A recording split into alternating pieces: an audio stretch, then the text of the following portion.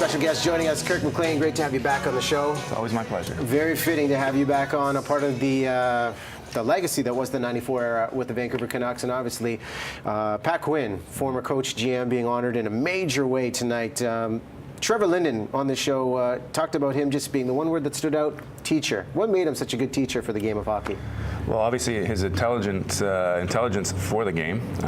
He really slowed things down. Our practices were probably about an hour and a half on a regular basis, because if things weren't going right, he would pull us all over to the boards, and he would teach us on the whiteboard there, and make sure that we were doing things properly.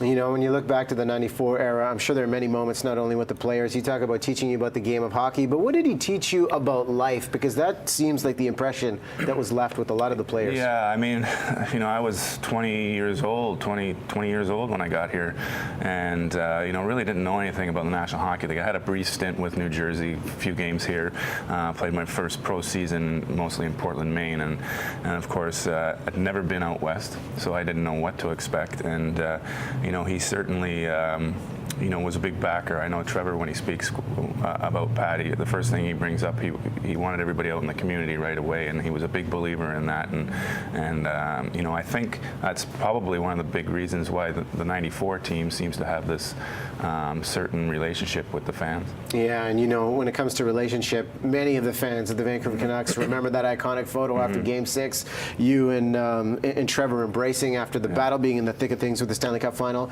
What did Pat say to you after that moment when you guys, there's the photo right there, so many emotions?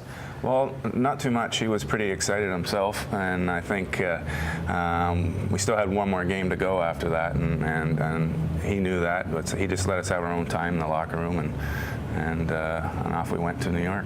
And get ready for, obviously, the thrill of a lifetime. And, when we look back at moments of what Pat Quinn was able to give us, we've seen him over the years, and, we knew there were health challenges. You and Trevor had a real unique opportunity to see him right before he passed. What do you remember about that, and what was that conversation like? It was a wonderful conversation. It was the day before, really, and Trevor got a call from Ron Toigo and said that, we should go in and see him if we can. It was tough. I think the family was kind of shielding most people from going in to see him. So we're very fortunate and honored to go in there. It was like our second father, as we talked about that before, and we sat and chatted for about 45 minutes, old war stories, and laughed and giggled, and then he started to get a little bit tired, and so we thought we'd head out and let him have more time with his family there, and without thinking anything was going to happen. And then the next day we found out the bad news, and a very sad day. I can imagine, and the sentiment that also stands out is the consistency of what he gave on every single level, whether it was international, with the Canucks, even with the Philadelphia Flyers. It's fitting that he took the Flyers to the Stanley Cup final as well, and the Flyers in town versus the Canucks. So tonight's a real special one to have various ceremonies. Tell us about what fans are going to see and how personal this is. Well, I can't give everything away. I know it's going to be very exciting, and most people, hopefully, they're in their seats by 6:45 or so. There's going to be some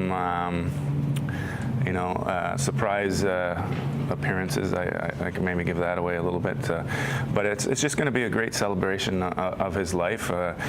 Mike Hall, who there's a production for the Canucks, I'm sure has put together an amazing video and maybe an ice show type of thing. So I'm looking forward to myself, because I haven't got the whole details on it, other than to be here at certain time of the evening. So I'm really looking forward to it myself, and I think there's going to be a number of the '94 guys. I don't know. I honestly don't know if anybody coming in extra, or just the local guys that have settled down here. So I want to see Callie and Sandra Quinn and see how they're doing, and talk old stories, and I think it'll be a wonderful night. And the gesture of having Pat Quinn weigh a street named after one of the greatest coaches and GMs in the history of the franchise. What do you think about this? Is this the fitting tribute for Pat Quinn? 100%. I think it's a very nice touch and tribute to to have that little section of Abbott Street named after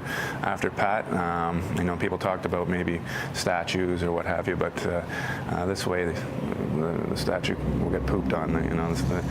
the street sign will be left alone, and it'll be there for forever. When you look back at it all and see the contributions that Pat Quinn gave to the game of hockey, to the players that he was able to coach, one sentence, how would you describe Pat Quinn? Loving, caring, a teacher, student of, student of the game, and a father figure. It's going to be honored in a major way. Kirk, thanks for coming on and sharing some of these sentiments. My pleasure.